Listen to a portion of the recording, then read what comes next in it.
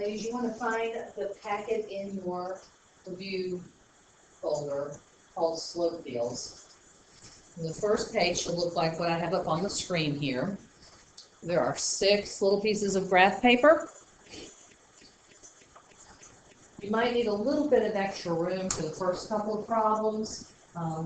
There's not quite enough room, although you might be able to sneak it in over to the left of number 1 and the right of number 2. All right, number 1 gives you the equation, not of the graph, but it gives you the equation of the slope of the graph.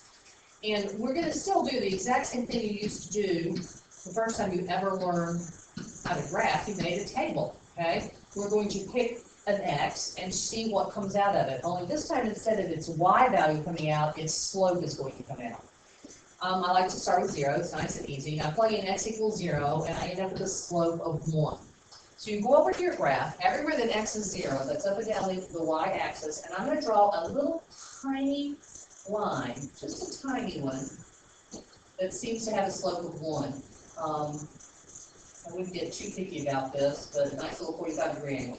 Okay?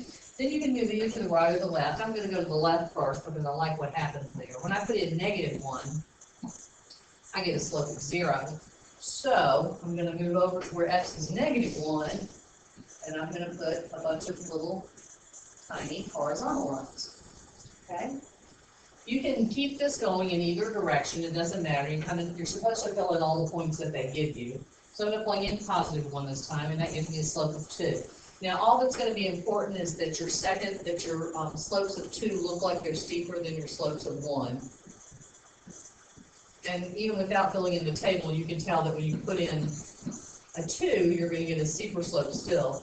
And I'm going to stop right there because I can't really get them to look any steeper than that.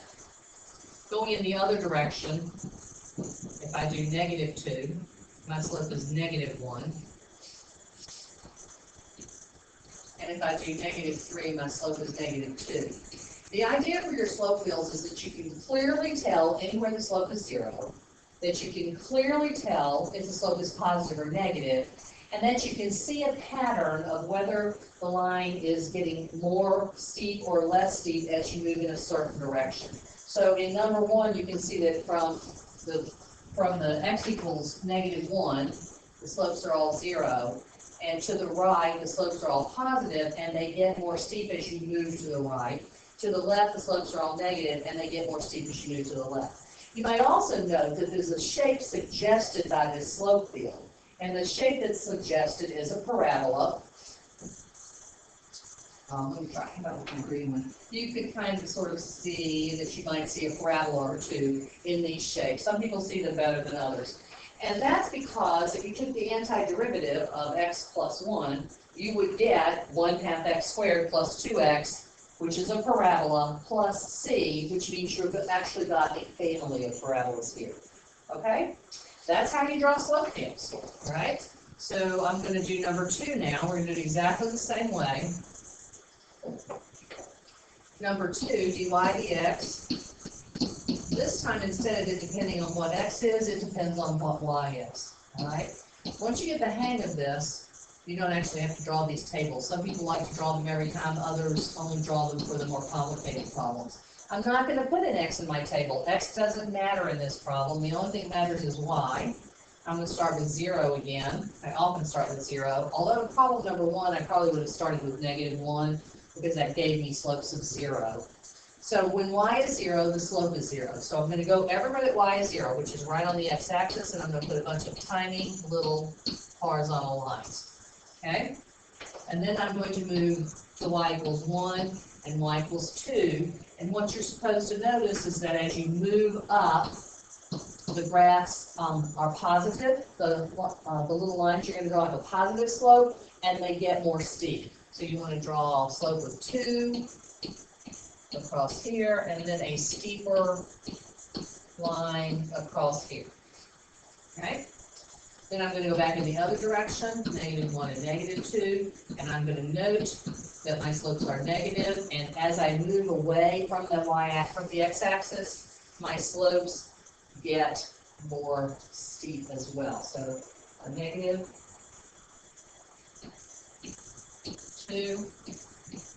and then a -4. We don't have as much experience with what the graphs, where the slope is a function of y. We're not as comfortable looking at those, so don't be surprised if you're not exactly sure what that graph would look like. On number 1, we're comfortable with parabolas, so it's kind of easy to see. Okay? All right, we're going to do some points on the graph of number 3. We're not going to do every point because it does get a little tedious. And as I said earlier, the AP, when the AP has you do this, they usually have you only do about, I think one time I saw 7 points or 8 points, and there's one coming up in a few minutes that has 12 points on it, but there's very rarely is there more than that. Okay, what you're looking for here is some interesting places to get started. Okay, interesting places to get started. So one interesting place might be for you to note any place that you can tell the slope is going to be 0. And the slope is going to be 0 anywhere that x plus y equals 0, anywhere that x equals -y. So every place where x and y are opposites, we're going to have little tiny slopes of 0. So that's going to be at 0, 0, at 1, -1, at 2, -2, at -1, +1, and -2, +2. Those 0 slopes are usually pretty important. Okay. You might notice, for example, that anytime x equals 0, you might then do a table for x equals 0, and then figure out y and dy dx. You might do it like that. Okay, so if x is 0 and y is 0, we've already done that. If x is 0 and y is 1, the slope is 1. If x is 0 and y is 2, the slope is 2. And you could just put a point on, I don't like the way that this looks, I bothered me a little bit. So you can also make the table that looks like this. So you can see, there's your point, 0, 1, 0, 2. Go to the point 0, 1, and give it a slope of 1. Go to the point 0, 2, and make it steeper. Okay? Make it steeper. So you would put on as many points as you need to fill up the space of what they've given you. I'm just going to do sort of a random point here. Let's just go over and say, well, what about if x is -3 and y is -1? So that slope would be -3 plus 1, which is -2. So I would go over to the point -3 and go down to -2 and make sure that I have a slope of a negative slope there that's the same steepness or an appropriate steepness based on what's around it. All right? Again, I'm not going to keep graphing all of those because it does get kind of tedious just to keep putting all those points on there. Okay? For the next few, I'm not actually going to graph very many little lines at all. Okay? The next two, I'm going to change the graph paper here for just a second.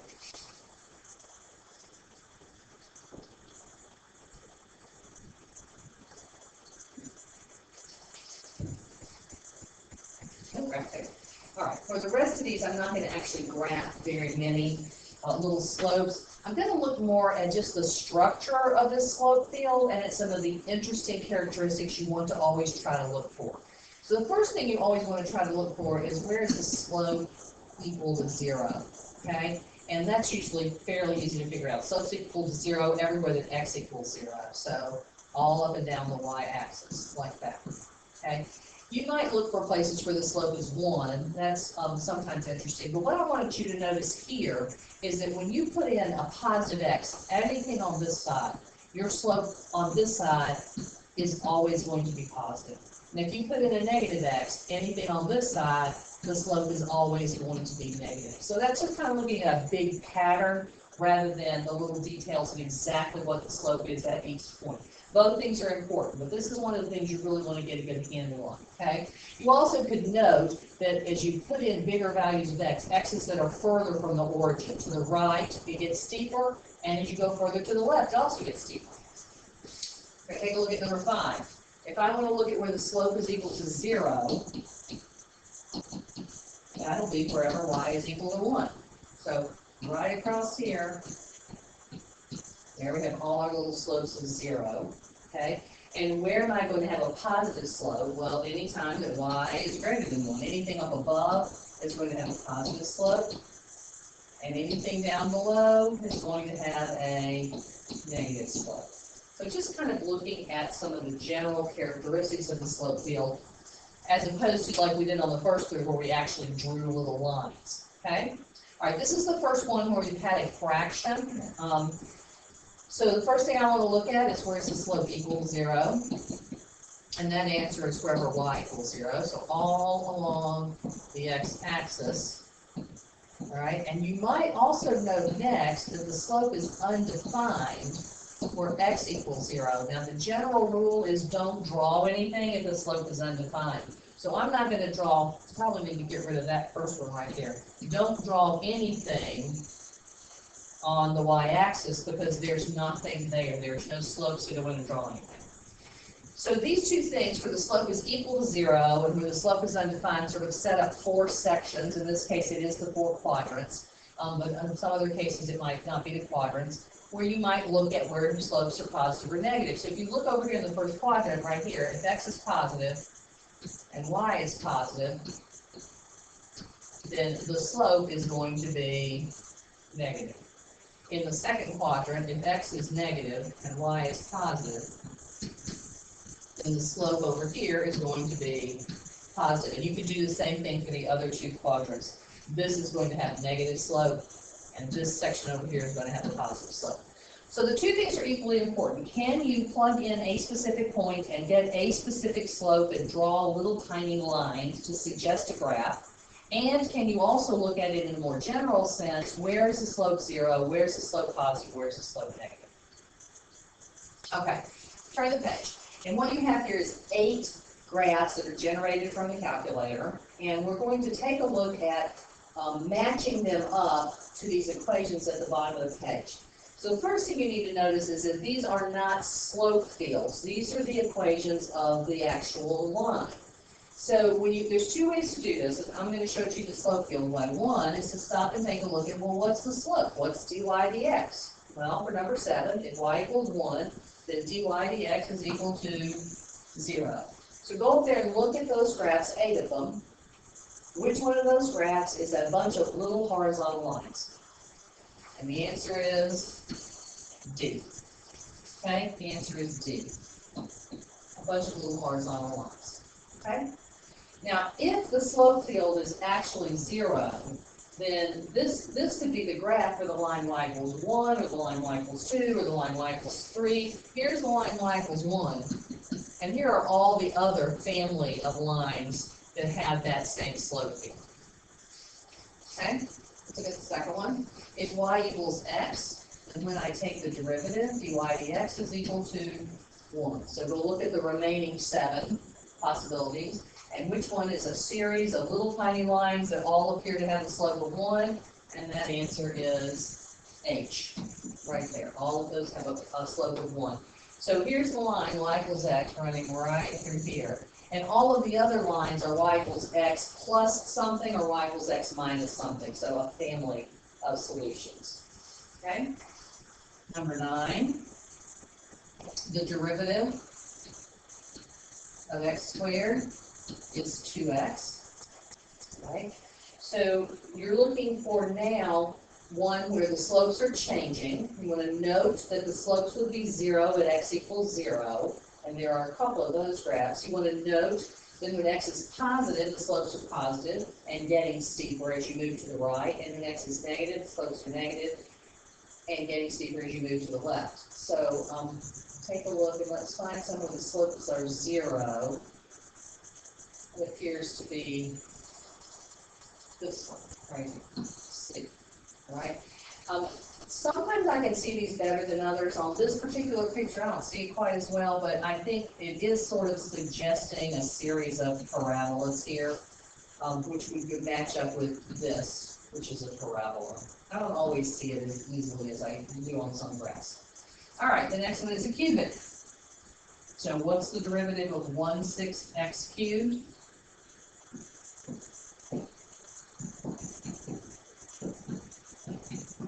One-half x squared. Okay, so I am looking for a bunch of slopes that are always positive. No matter what I plug in for x, I get a positive number, except for one thing. If you plug in 0, you get 0. So you want to take a look at the graphs. We've used D, H, and C. And you want to find one that has only positive slopes and the slope is 0. All slopes are positive except one place where the slopes are all 0. So graph A, slopes are positive and negative. Graph B, they go up and down. Graph E, they go up and down. Graph F, all of the slopes are positive. They're very steep over here at the end. The AP usually tries to keep that from showing up on the graphs that they use. But all of these slopes are positive, except right here where the slopes are 0. So F is the one that matches this one. And you may or may not be able to see this, but I'm going to draw you what the graph of 1/6 x cubed is. One of those cubic functions, kind of follows along like that. Okay, some people can see those better than others, and I am telling you, I can't always see them. Okay, I'm gonna do 11 next. Y dx is -2 x to the -3, -2 over x cubed. All right, first thing that I notice about this one is the slope is never 0, and I also notice that the slope is going to be undefined at x equals 0. So all along the y-axis, there should not be anything wrong there. Okay, that's my first big clue to narrow it down. G, you see how these are getting steeper as they come closer to the axis, and there's nothing drawn along the y-axis.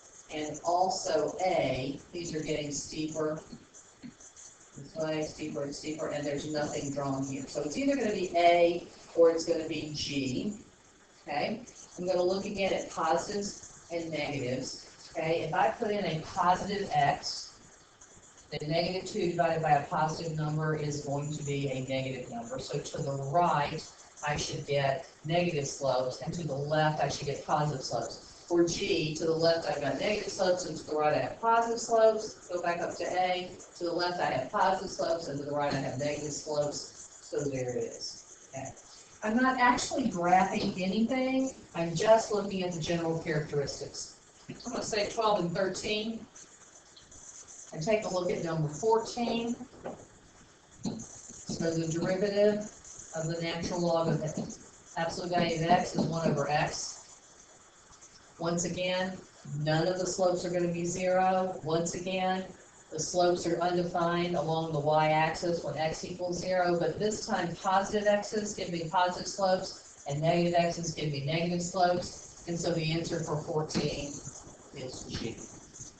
Okay, and just so you can see it, right here, there's that sort of suggestion of the element of x right there. I'm going to use that suggestion for 12 and 13. These slope fields should suggest this graph, should suggest it. Sometimes it's hard to see, but sometimes it's not. The two that we have left are B and E. And I want you just to take a look. They bounce up and down like the sine and cosine graph. I'm going to match these up, instead of by taking the derivative, I'm going to match these up by saying, well, which one of them looks like the sine graph and which one of them looks like the cosine graph? Okay?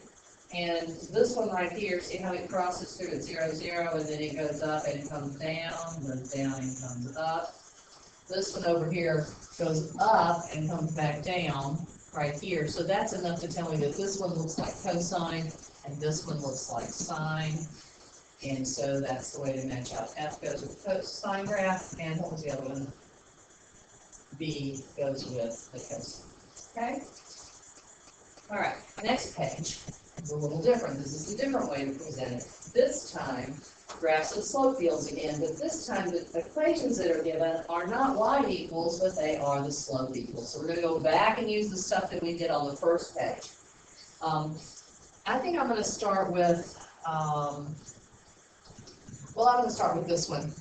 I know that if I take the antiderivative of x, I'm going to get x squared. Okay, so this graph should look like a parabola. Look at the 4 graphs up here, and which one suggests a parabola to you? It's B. I'm going to double check a couple of things. Right here, I can see that all the slopes are 0 when x equals -2. If you put in x equals -2, you get 0. And if you plug in anything bigger than -2, like 0, you get positive slopes. Smaller than -2, you get negative slopes. And I feel pretty good about that one. I'm less comfortable doing that when my slopes, when my dy dx is y's and x's. I'm not as good at visualizing them, so I'm going to crunch through them a little different way. So I always ask myself, where's the slope equal to 0? And the answer is when y equals 0. I don't see any little horizontal lines here, but y equals 0 is the x-axis. So I know it's not this one, because those slopes are definitely not 0. I can't see what's happening here, but this looks like they're getting steeper when they get close to the x-axis, and this looks like it's getting less steep. So I think it's probably going to be this one, but I'm going to double check just to make sure. Because if you think about this, any y value is positive, you're going to get positive slopes. Up here, above the x-axis, I have positive slopes on this side, but on, oops, I said that wrong. On this side, I have positive slopes, but on this side, I have negative slopes, so it can't be that one. On this one, every time that I'm up here, any of these things have a positive slope, and down here, any of these things have a negative slope, so this one's going to be D. For number 17, because it has an x and a y, I'm going to look at where would the slope equal 0, where does y, x minus y equals 0, and that's wherever x is equal to y. So I'm looking for at 1, 1, 2, 2, 3, 3, 4, 4, and so on, and -1, -2, those little horizontal lines going right up here, okay? It's not unusual for them not to show up at the origin. Sometimes it shows up, sometimes it doesn't. So 17 is going to be C. And on 18, just to, even though it's matching here, I know that my slope equals 0 when x equals 0, and my slope is undefined when y equals 0. So I'm looking for it to get kind of flat, close to the y-axis, and I'm looking for it to get kind of steep, close to the x-axis, and the one that matches to that is A. You can also look at positive and negative. If x and y are both positive, the slope is negative, like here. If x and y are both negative, the slope is negative, like here. Okay? All right, the last two things on here are BC questions, so we're not doing 19, and we're not doing 20. There's a separate video that does 2 free response questions associated with this, as well as a multiple choice question. No, I think the multiple choice question needs to go on here. So here's the multiple choice question. It's a sample multiple choice from the sample packet that I gave you, and it's problem number 14. And the equation was dy dx equals x over y. This really mimics a multiple choice question that has actually appeared on the exam, and it's very similar to what we just did in that packet. This is all about paying attention to generalities, not necessarily looking for exact slopes, but looking at the characteristics. So when you look at this one, you're going to want to note that the slope equals 0 when x equals 0, and that the slope is undefined when y equals 0. And that should narrow your choices down.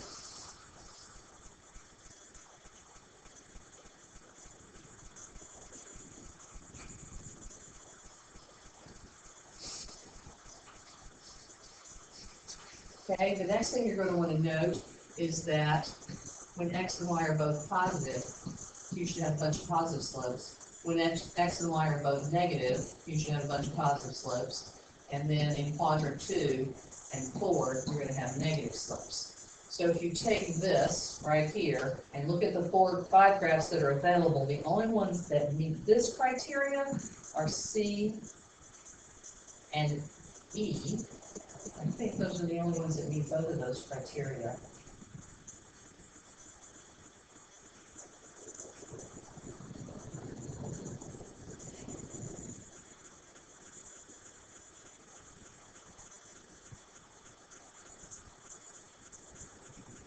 And then the last thing you might have to do is do some slight comparisons.